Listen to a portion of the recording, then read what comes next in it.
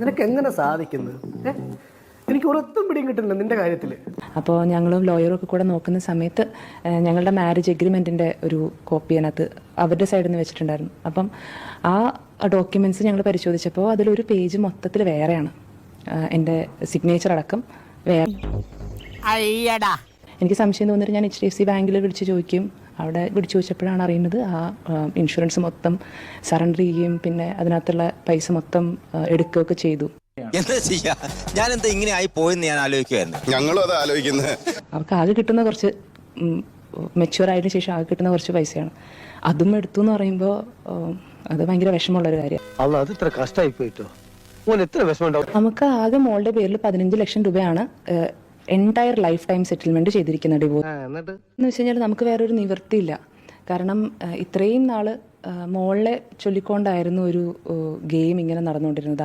അവളെ മുമ്പിൽ നിർത്തിക്കൊണ്ടുള്ള ഒരു കഥകളായിരുന്നു പൊയ്ക്കൊണ്ടിരുന്നത്.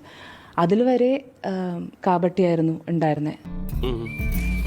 അതുവരെ അവൾക്ക് ഇന്നത് കൊടുത്തു, അത് കൊടുത്തു, ഇത് കൊടുത്തു എന്നൊക്കെ പറയുന്നത് വരെ ആകെ കൊടുത്തിരിക്കുന്ന ഒരു ചെറിയ എമൗണ്ടാണ്. അതൊരു ഇൻഷുറൻസ് പോളിസി അതുവരെ എടുത്ത് അതിലുണ്ടായിരുന്ന കുറച്ച് പൈസ, വളരെ കുറച്ച് പൈസ ഉണ്ടായിരുന്നുള്ളൂ അതിനകത്ത്, അതും എടുത്തു. അവളുടെ ഒരു 18 വയസ്സ് കഴിയുമ്പോൾ അവൾക്ക് ചിലപ്പോൾ ഹയർ സ്റ്റഡീസിനൊക്കെ യൂസ് ചെയ്യാനായിട്ട് പറ്റുന്ന ഒരു ചെറിയൊരു എമൗണ്ടാണ്.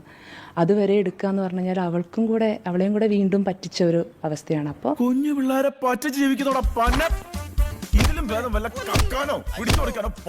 എന്നെയും മോളെയും പറ്റിച്ചു എന്നുള്ളതിനൊപ്പം തന്നെ നമ്മൾ ആരും എക്സ്പെക്ട് ചെയ്യണുണ്ടായിരുന്നില്ല കോടതിയിൽ കൊടുക്കുന്ന ഡോക്യുമെന്റ്സും.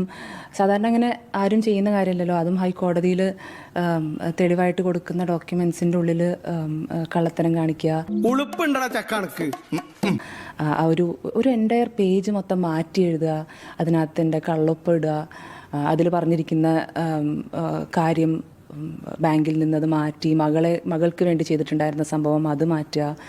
ശരിക്കും പറഞ്ഞാൽ കുഞ്ഞിനെയും അവളുടെ ഭാവിക്ക് വേണ്ടി ചെയ്തതും അവിടെയും പറ്റിക്കലുണ്ടായിരിക്കുകയാണ്, എന്നെയും പറ്റിച്ചിരിക്കുകയാണ്. ഞാൻ ഈ ഒരു എഗ്രിമെൻറ്റിൻ്റെ വിശ്വാസത്തിലാണ് ഈ ഡിവോഴ്സിന് പുറത്ത് വന്നത്. അപ്പോൾ എന്നെയും പറ്റിച്ചിട്ടുണ്ട്, മകളെയും പറ്റിച്ചിട്ടുണ്ട്. ഇപ്പോൾ അവസാനം ഹൈക്കോടതിയെയും പറ്റിച്ചു എന്നുള്ള ഒരു അവസ്ഥയാണ്.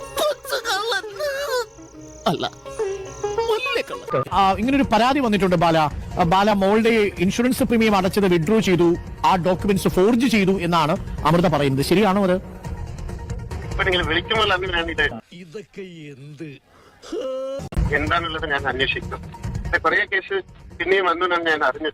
ഇപ്പൊ ഞാൻ ഒരു സ്വസ്ഥമായിട്ട് ഒരു മാരേജ് ലൈഫില് ഒരു പ്രശ്നമില്ലാണ്ട് സന്തോഷമായിട്ട് എന്നെ പൊട്ടനാക്കാണോ? അതാക്കേണ്ട കാര്യമുണ്ടോ? എന്തുകൊണ്ട് ഇങ്ങനെ പരാതികൾ പിന്നെയും അറിഞ്ഞെടുക്കും? വളരെ മനോഹരമായിട്ട് കുടുംബ ജീവിതത്തിലേക്ക് പോയി. Okay fine. അല്ല, മകളുടെ പേരിൽ ഇൻഷുറൻസ് അടച്ചിരുന്നത് എനിക്ക് മനസ്സിലാവുന്നില്ല. നോക്കട്ടെ, എനിക്ക് അറിഞ്ഞാലേ. അതെ, മകളുടെ പേരിൽ ഇൻഷുറൻസ് പ്രീമിയം അടച്ചത് വിഡ്രോ ചെയ്തോ ബാല?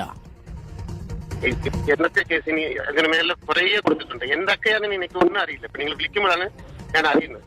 ഇത് ഞാൻ ആദ്യം ഒന്ന് അന്വേഷിക്കട്ടെ. ഞാൻ പോകുന്നു. ബൈ.